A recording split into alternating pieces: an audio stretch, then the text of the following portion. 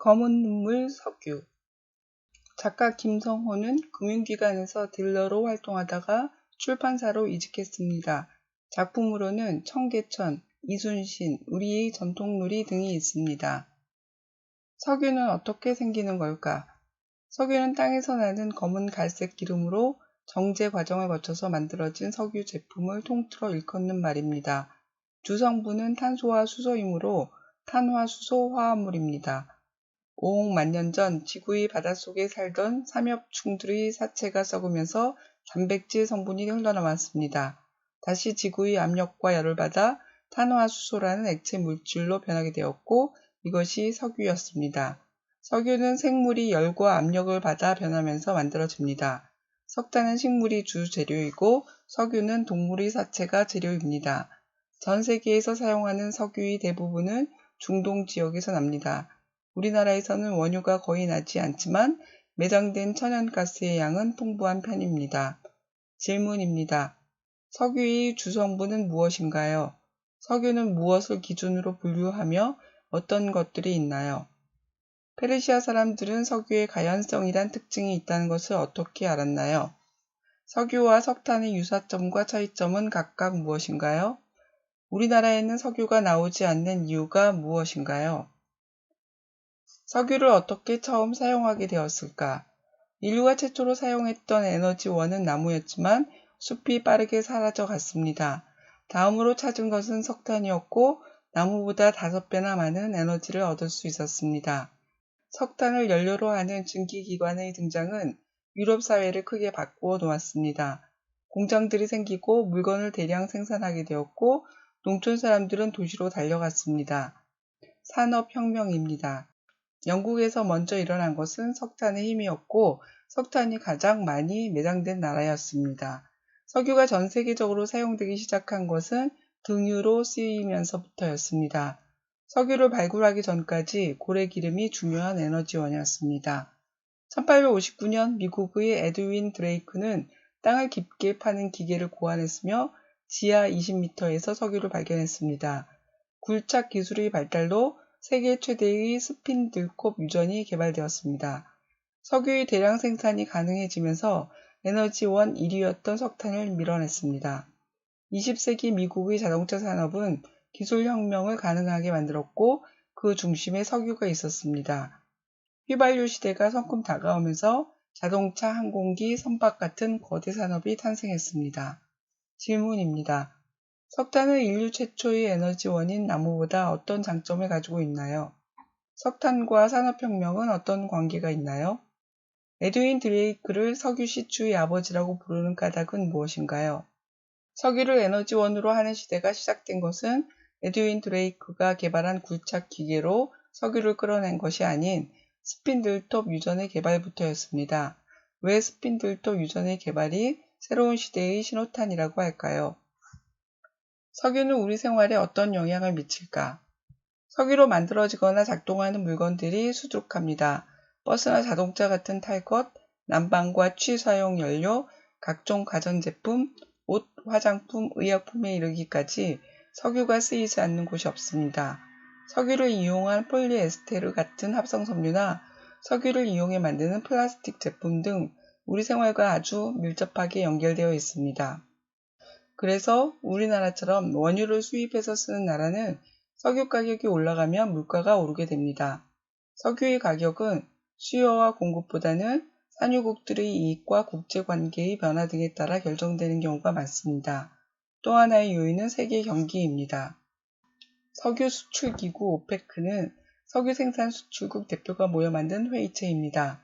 1973년 중동에서 아랍 국가들이 이스라엘을 공격한 큰 전쟁이 일어났고 석유가 귀해지면서 세계 각국의 경제가 흔들렸습니다. 바로 제1차 오일 쇼크입니다. 1979년 중동에 또 사건이 터졌습니다. 이란의 새 집권자 호메이니는 미국에 석유를 수출하지 않겠다고 선언했고 리비아의 카다피 역시 석유 생산을 줄이겠다고 했습니다. 2차 오일 쇼크가 일어났습니다. 그 후 세계 각국은 유전 개발에 뛰어들었습니다. 우리나라는 중동에서 80% 정도의 석유를 유조선에 실어와 울산과 여천에 있는 정유 공장에 보냅니다.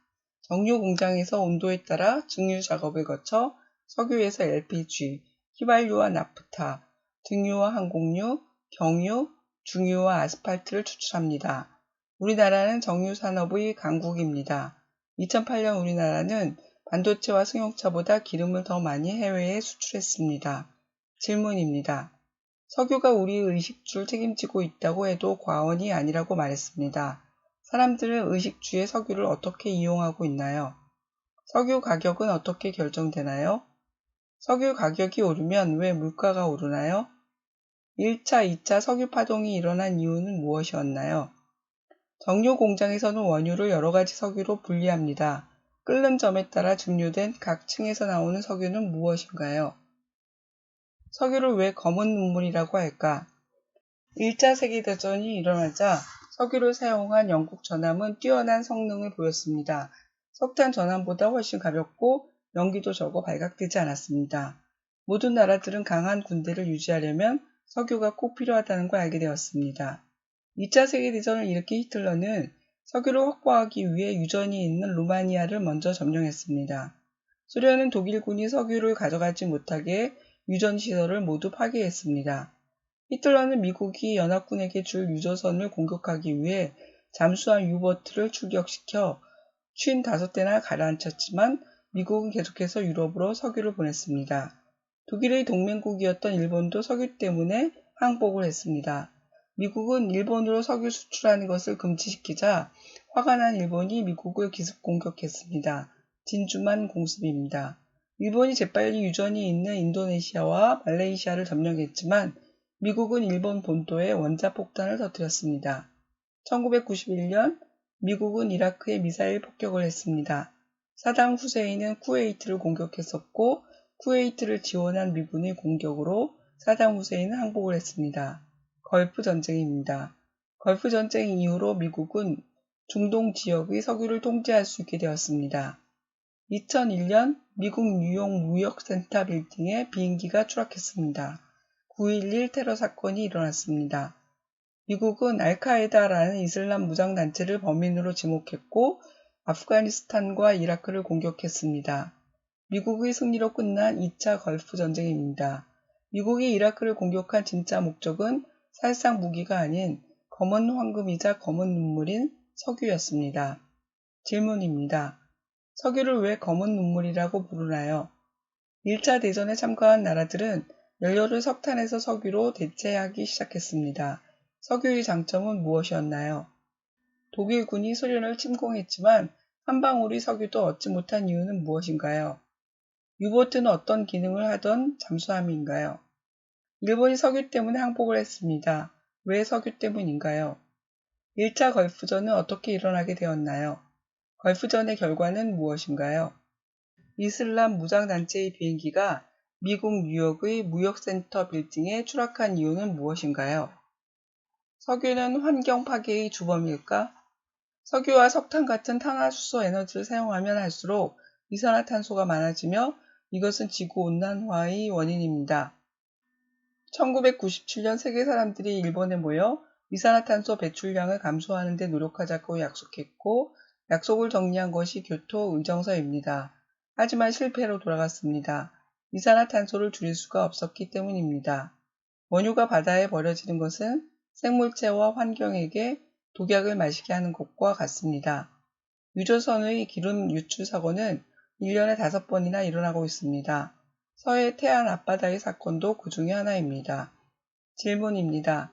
지구온난화와 석유는 무슨 관계가 있나요? 1997년 세계 사람들이 모여 만든 교토 의정서가 실패로 돌아간 이유는 무엇인가요? 바다에 기름이 유출되면 어떤 문제가 생기나요? 석유는 지구상에서 사라지는 걸까? 피크 이론은 1970년 이후로 지구상의 석유는 절반밖에 남지 않게 된다고 말합니다. 지금까지 소비하는 속도로 보면 석유는 2040년 정도, 천연가스는 2060년 정도면 바닥이 날 것입니다. 반대로 지구상에는 아직도 많은 석유가 있다는 주장도 있습니다. 시추 기계와 펌프로 얻을 수 있는 원유의 양은 20에서 30%밖에 되지 않으므로 나머지 70%는 땅속에서 잠을 자고 있다고 말합니다. 두 주장은 상이하지만 석유는 분명히 유한한 자원입니다. 질문입니다. 킹 허버트 피쿠이로는 지구에 남은 석유의 양에 관해 어떤 주장을 했나요? 근거는 무엇인가요? 석유가 아직 충분하다고 주장하는 사람들의 근거는 무엇인가요? 오일 샌드는 무엇을 말하나요? 석유를 대체할 에너지는 있을까? 사람들은 석유를 대신할 수 있는 대체 에너지를 개발하고 있습니다. 주목하는 것은 신재생 에너지입니다. 신재생 에너지에는 태양광, 태양열, 풍력, 수소, 바이오 에너지, 폐기물, 지열, 연료전지, 수력 등이 있습니다. 질문입니다. 신재생 에너지는 무엇인가요? 어떤 종류의 에너지가 있나요? 우리 주변에서 볼 수 있는 신재생 에너지는 무엇이 있나요?